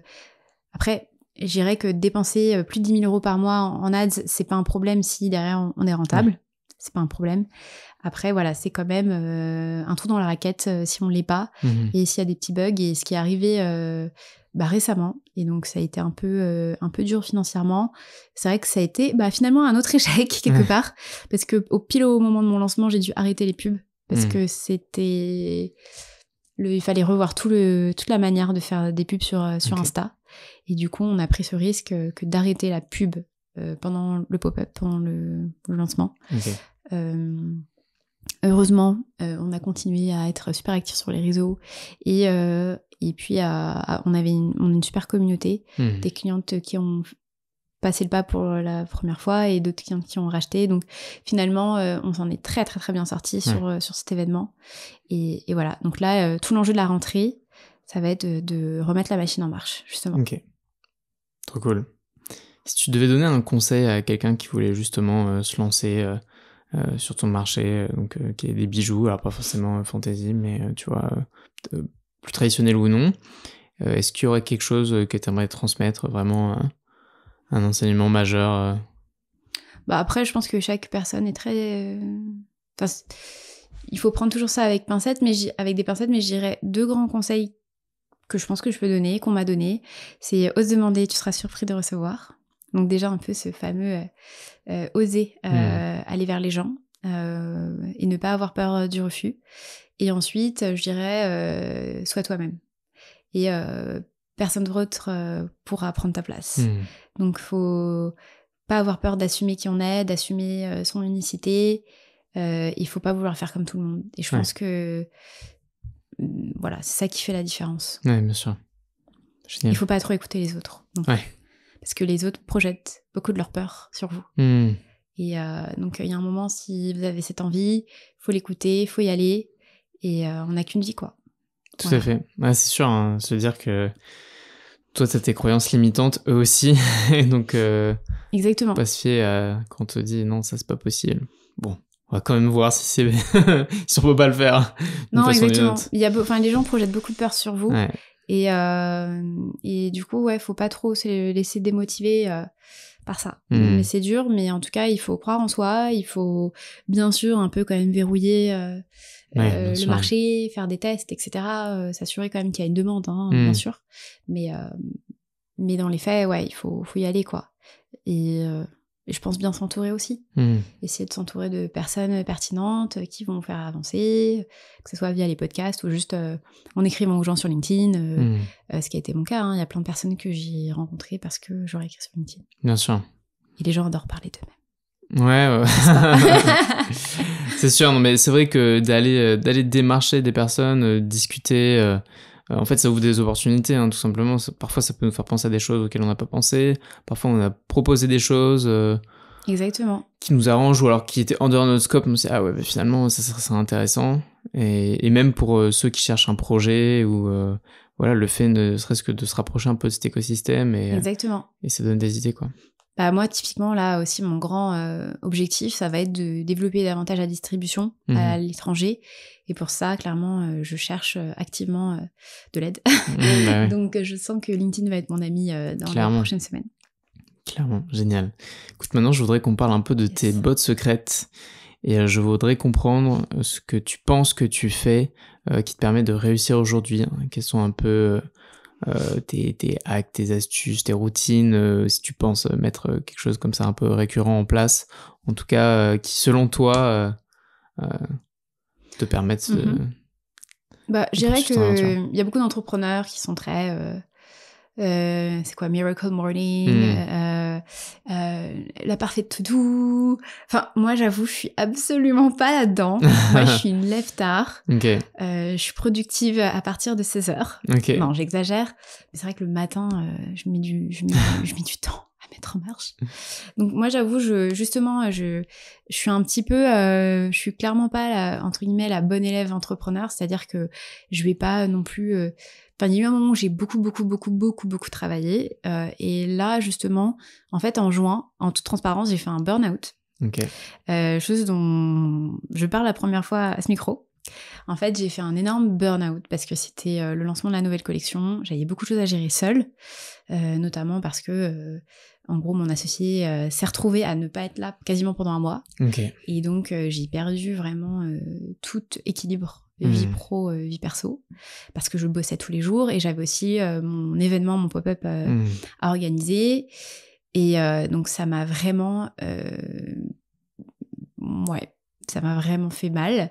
Et c'est à ce moment-là où je me suis dit, il faut vraiment que je fasse attention à moi et que je remette beaucoup plus de sport et d'hygiène de vie. C'est-à-dire que j'avais tendance à beaucoup trop dégainer des Deliveroo, Uber Eats et autres le soir parce que flemme, etc. Et aujourd'hui, vraiment, je fais attention, je prends le temps de m'arrêter pour prendre le temps de cuisiner, prendre le temps de faire du sport et prendre soin de moi. Parce qu'il y a un moment, je ne suis pas au Cannes, au Cannes n'est pas moi, et je dois, en tout cas, c'est sain, enfin, je veux dire, quand on est entrepreneur, et je suis pas solopreneur, mais quand même un petit peu, parce que mon associé n'est pas à 100% sur la boîte, il faut se ménager. Parce que aujourd'hui, ce qui fait la force de Cannes, c'est moi.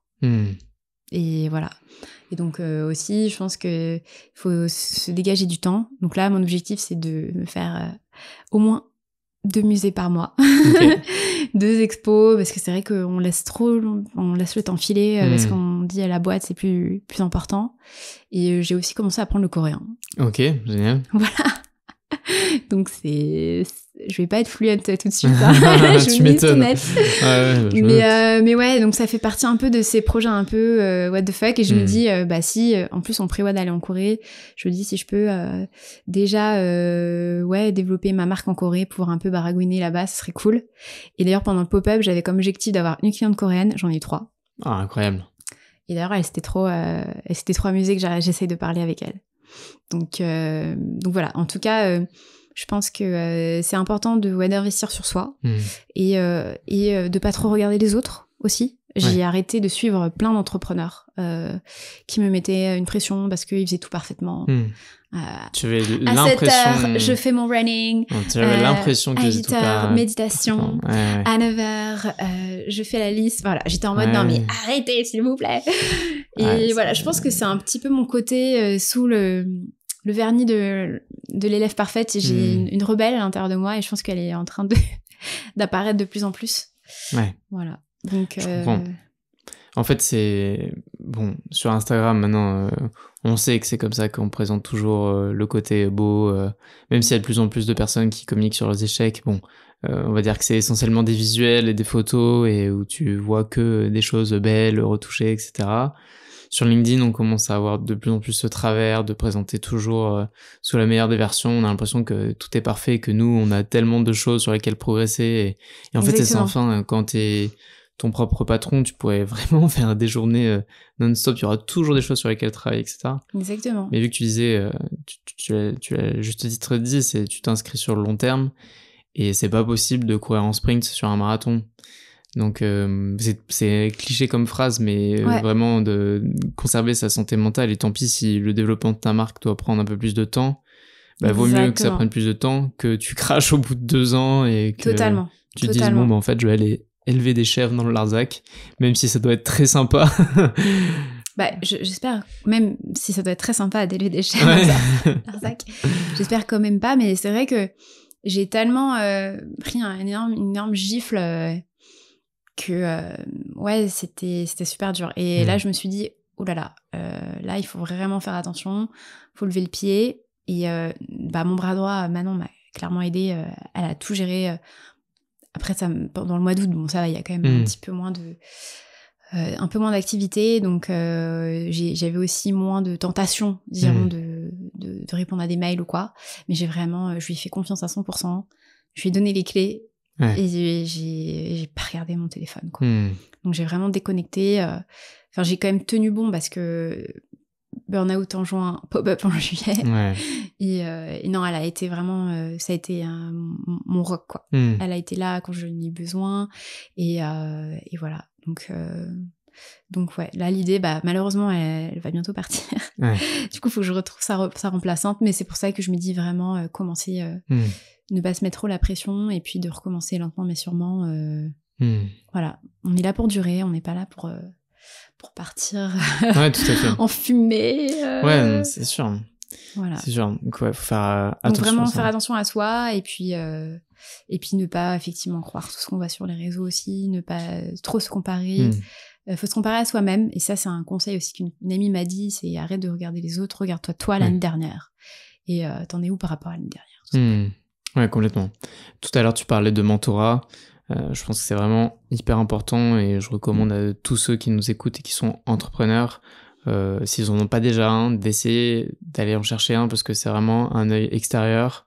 Il faut qu'il accepte, il faut essayer de trouver quelqu'un qui voudra partager de son temps. Mais je pense que c'est vraiment essentiel, surtout quand t'es un peu solopreneur comme ça et que t'as pas un associé vraiment à plein temps qui sait, même si toi c'est une situation particulière puisque c'est ton conjoint, mais voilà, d'avoir cet œil qui va avoir plus d'expérience que toi, qui sait par où t'es passé et quels sont tous les biais par lesquels tu pourrais éventuellement être tenté de poursuivre ton aventure. Et ça, c'est vraiment fondamental et juste ne pas avoir peur d'aller demander, ce que tu disais tout à l'heure. C'est clair. Ouais. Même si aujourd'hui, j'ai pas de mentor, proprement dit, j'en ai eu plusieurs. Mais disons que j'ai quand même des personnes... disons, référentes dans leur domaine, à qui je vais peut-être poser des questions, ou même des femmes entrepreneurs de tout niveau qui sont autour de moi, notamment Pauline Bonny de la marque Sève, qui a créé une sublime marque de cosmétiques, suite à L'Oréal également, et qui est distribuée dans toutes les pharmacies de France notamment, et je crois à l'étranger si je dis pas de bêtises. Et voilà, qui m'a tendu la main aussi, qui me soutient, qui est cliente également, et qui m'a aussi aidé à intégrer d'autres réseaux d'entrepreneurs. Donc il y a je pense aujourd'hui une sororité aussi. Un truc, je sais pas si c'est MeToo quoi, mais c'est vrai que j'avais l'impression avant que les femmes qui réussissaient étaient un peu se montaient les unes un peu contre les autres. Là, au contraire, moi, je vois que de la bienveillance et que des femmes qui se tendent la main, quoi, et qui s'entraident et ça fait du bien, vraiment. Parce qu'on a besoin de ça, on a besoin de se donner de la force mutuellement et c'est surtout clair. De partager sur nos échecs, sur nos failles. Et justement, c'est pas que tout rose. Ouais, j'imagine. Alors justement, est-ce qu'il y aurait un conseil, ou plusieurs, mais on va dire un conseil majeur qui t'a vraiment marqué, que l'on t'a donné au cours de ton aventure et que tu souhaiterais retransmettre ? J'irais un peu le même conseil. Ose demander, tu seras surpris de recevoir. Ouais. Pour moi, ça c'est vraiment une invitation à l'audace. Et surtout sans faire baisser un peu la peur de l'échec aussi. Il n'y a pas d'échec tant que tu n'as pas essayé. En fait. Donc pour moi, c'est vraiment le conseil le plus important. Ok. Et toi, au quotidien, comment est-ce que tu progresses justement comment tu fais pour évoluer, pour ne pas stagner finalement et travailler ce sur quoi tu estimes que tu as besoin de travailler ou justement essayer de pouvoir mettre en perspective là où tu pourrais t'améliorer. Je m'entoure de personnes qui sont forcément plus qualifiées que moi dans leur domaine et notamment mon freelance en acquisition qui est vraiment très capé, très pertinent et qui me donne plein de bonnes idées, qui sait vraiment me dire quand ça va pas, me dire les choses de manière cash, mais après on n'est pas là pour me brosser dans le sens du poil non plus. Donc c'est vrai que ça me fait beaucoup réfléchir et surtout on s'arrête jamais d'essayer. On continue. Je pense que c'est d'arrêter d'essayer où on arrête d'apprendre concrètement. Donc faut sans cesse tester de nouvelles choses et c'est pas en reproduisant sans cesse la même chose qu'on va... Enfin, c'est le fou qui, en faisant sans cesse la même chose, attend un résultat différent. Donc, c'est ça. Ça peut marcher un temps, mais Ouais. Faut savoir et pas avoir peur de se renouveler, quoi. Oui, puis surtout écouter beaucoup de podcasts, pas forcément dans la mode. Là, en ce moment, j'ai découvert Business of Bouffe, qui est un podcast du coup sur la bouffe, une de mes grandes passions également. Et j'ai adoré écouter le podcast de Guillaume Sanchez, du coup le chef étoilé, et ça m'a donné même moi des idées de choses à mettre en place pour ma marque. Donc c'est aussi intéressant de se nourrir d'autres industries et c'est voilà, on peut trouver des super idées en faisant preuve de curiosité, justement comme ça. Ok, puis n'hésitez pas à écouter From Scratch, vous apprendrez plein de choses. Of course, bien sûr. Mais ça, c'était vraiment ma toute dernière découverte, parce que j'écoute normalement pas de podcast sur la bouffe. Ouais. Parce que je trouve ça un peu contre-intuitif. C'est sûr. D'entendre parler de la bouffe. Mais en fait, non, finalement, les mots, les descriptions sont tout aussi suggestifs. Même le pouvoir de l'imagination est assez fort. Donc, non, plutôt bien. Et j'avoue, je ne suis pas une très grande lectrice. D'accord. Ouais. Je suis surtout que j'adore occuper mon temps en écoutant des podcasts. Enfin, vraiment, ça, c'est aussi une forme de mentorat et d'apprentissage. Totalement. Donc, grande fan des podcasts. Ok, génial. Et le Scratch. Est-ce que, justement, il y aurait quelque chose sur lequel tu aimerais travailler, que ça soit sur du développement pro ou perso, des compétences, ou même apprendre, tu me disais, tu as commencé à apprendre le coréen, mais voilà, peut-être autre chose sur lequel tu aurais aimé passer du temps, jusque-là, tu n'en avais pas forcément eu, mais qui serait dans tes perspectives futures? Je crois que j'aimerais me faire coacher sur ma vision stratégique pour oser davantage, je pense. Être encore plus bold, m'autoriser davantage. Je pense qu'il y a des moments où on est tellement en prise avec la rentabilité, la trésor, qu'on en devient un peu sage. Et c'est vrai que j'entends beaucoup parler de personnes qui ont des coachs et je me dis, ça serait intéressant de tester cette approche avec quelqu'un qui pourrait m'aider à vraiment faire sortir un peu toute ma craziness, voilà. On va dire. Voilà, je sens qu'elle est là et il faut que j'arrive à la mettre en place, quoi. Ouais, totalement. Et donc, enfin, je pense qu'il n'y a rien de demander de l'aide, c'est pas un problème, enfin, au contraire. Je pense qu'on n'est pas les meilleurs en tout et c'est important de se faire aider sur des problématiques diverses et variées. Moi, je sais qu'il y a des choses que je déteste faire sur ma marque. Notamment tout ce qui est négo, mais heureusement Philippe excelle dans sur ce domaine, donc ça va. Financer tout ce qui est juridique, ça pareil, je lui laisse. Mais par contre, voilà, je m'amuse beaucoup sur la créa, sur le CRM quelque part, sur le digital, voilà. Mais ouais, je dirais qu'en tout cas me faire coacher là-dessus pour développer encore plus ma vision et rendre mon rêve et la marque encore plus désirable, ça serait génial. Totalement. De toute façon, je prends souvent cet exemple-là des sportifs et même des plus grands sportifs que l'on puisse connaître aussi bien en collectif, c'est évident, mais aussi individuel. Ils sont tous des coachs, des préparateurs mentaux, des préparateurs physiques pour leur jeu, etc. Et ils ont beau être les meilleurs dans ce qu'ils font, en fait, il faut avoir le regard extérieur que tu ne peux pas avoir sur toi-même. Et juste, parfois, parfois tu ne vas rien apprendre, mais c'est juste, il va te dire des choses au bon moment et te dire, ah, mais oui, en fait, je peux clairement faire ça, même si tu le sais, en fait, juste le fait que quelqu'un te le redise, et qui t'apporte la confiance en plus, tu vois, tu dis ouais, ok, et que t'as un soutien et que tu te dises c'est toute la difficulté de vouloir faire tout seul. Non, c'est clair.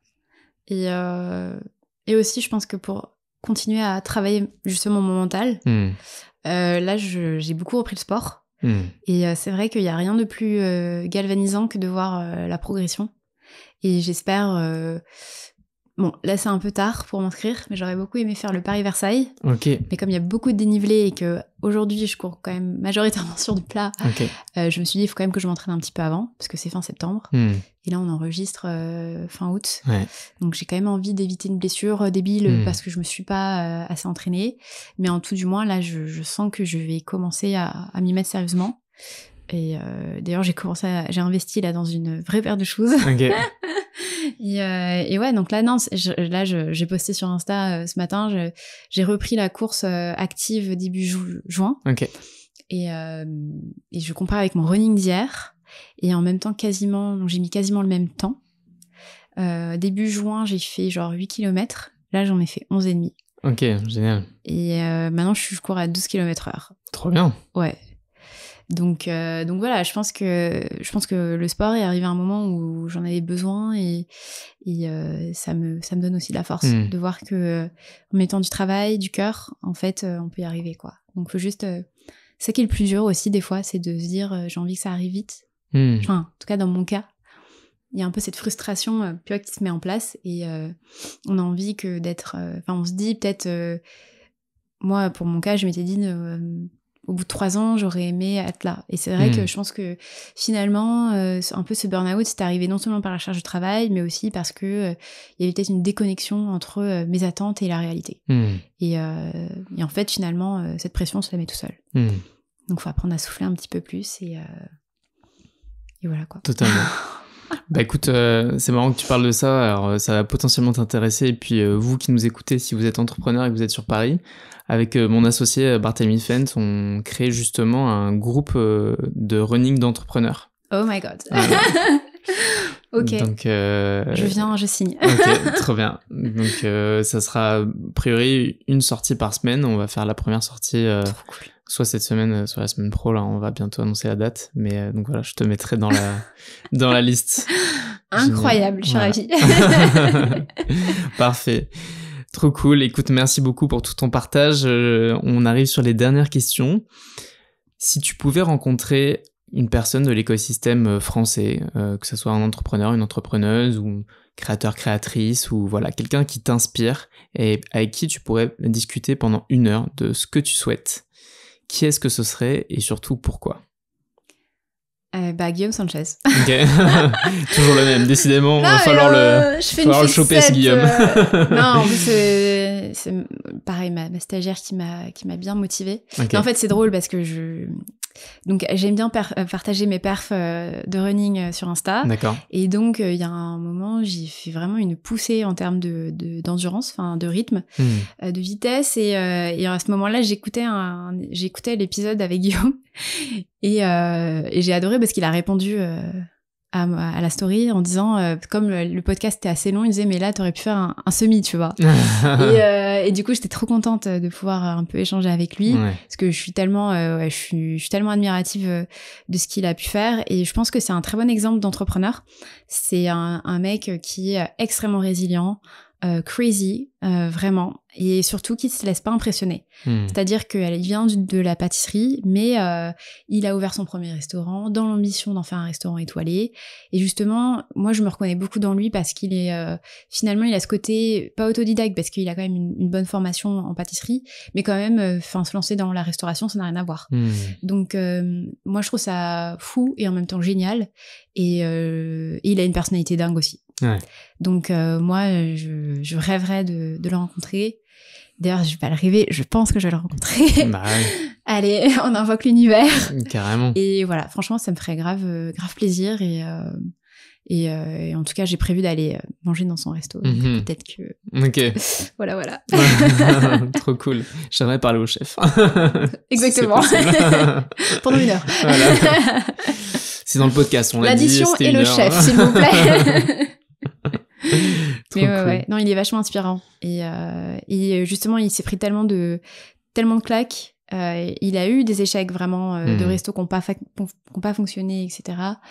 Des trucs qu'il a... Et je me dis, en fait, moi, avec du recul, je me dis, j'ai pas vraiment eu d'échecs. Enfin, dans le sens où il y a... Pas d'échec majeur, en tout cas. Pas d'échec majeur. J'ai fait des petites boulettes, mais...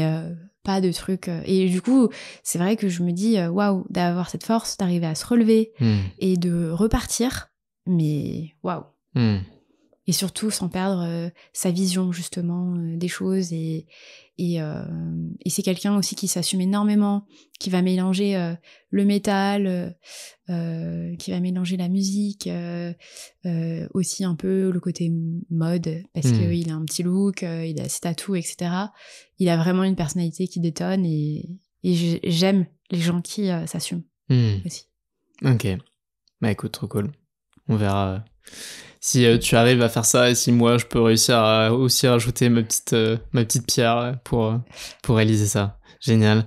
Alors tu l'as évoqué un peu tout à l'heure, mais je te repose la question. Qui est-ce que tu me recommanderais de recevoir à ce micro pour pouvoir partager son expérience entrepreneuriale et nous livrer un peu ce qu'il ou elle ferait si elle devait recommencer from scratch?